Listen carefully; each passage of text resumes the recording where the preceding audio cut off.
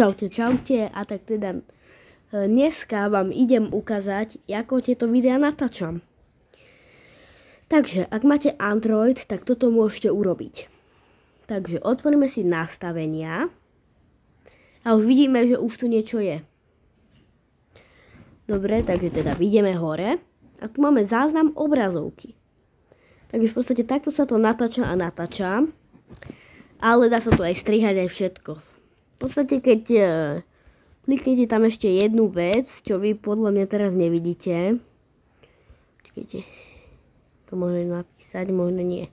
Nejdem.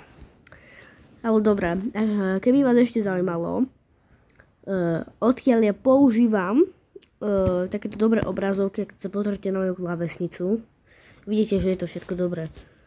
Hej, takže ja vám to tiež idem ukázať a v podstate potrebujete túto aplikáciu. Počkajte, vám to zakružkujem. Túto aplikáciu potrebujeme. Áno, čiže my na ňu teraz klikneme a ideme spustiť. Načítava sa mi to a tuto to máme. Už v podstate tie obrazovky. Home screen, a ináč tu môžete upraviť aj svoju vlastnú klávesnicu. Keď si tu dáme, počujete,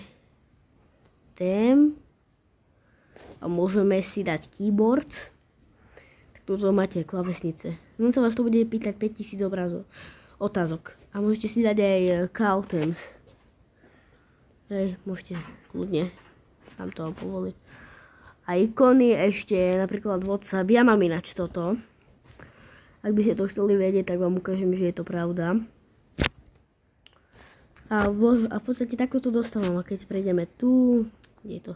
Tak je to pravda. A ja kliknem na to a otvorilo sa to. OK, tak toto bude všetko na túto časť. Ak chcete ďalšie videá o faktoch na Androide, tak môžete mi hodiť odber. Čaute.